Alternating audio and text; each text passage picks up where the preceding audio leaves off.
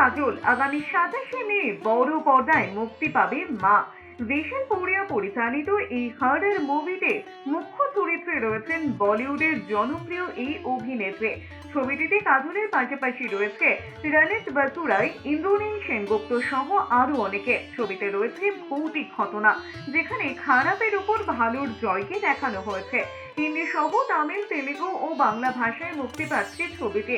আর কলকাতায় ছবির প্রচারে এসে দক্ষিণেশ্বরে মায়ের দর্শন করে পুজো দিলেন কাজল। कोलकाता आके बहुत बहुत अच्छा लग रहा है मुझे। मैं हमेशा जब भी आती हूँ, मैं माँ में बहुत विश्वास है।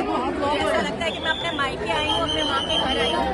और प्रमोशन शुरू करने से पहले मुझे यही लगता है कि मैं अपनी माँ का आशीर्वाद लेने आई हूँ। तो उन्होंने मुझे आशीर्वाद दिया है और मैं बहुत खुश हूँ कि मैं आपके सामने खड़ी हूँ। বাঙালি সাজেই পুজো দিতে দেখা গেছে কাজলকে। অন্যদিকে প্রিয় অভিনেত্রীকে কাছ থেকে দেখার জন্য উপচে পড়ছে দর্শকদের ভিড়। কাজল জানিয়েছেন, কলকাতায় আসলে প্রতিবারই দক্ষিণেশ্বর মন্দিরে আসেন তিনি। তার মনে হয় তিনি যেন তার মায়ের বাড়িতে আসছেন। মুক্তি পেতে চলা ছবিটি সম্পর্কে বিশেষ কিছু না বললেও কাজল জানিয়েছেন, সিনেমা চরিত্রটি অন্যতম এক বিশেষ চরিত্র, যাতে সে অভিনয় করেছে।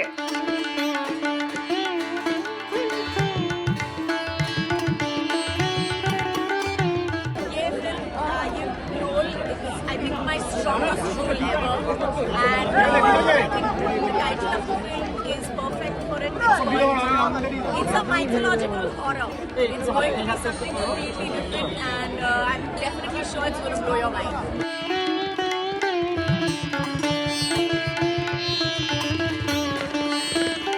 স্নেহাঙ্কুরের সাথে অর্ঘ্যজিতের রিপোর্ট, এস নিউজ।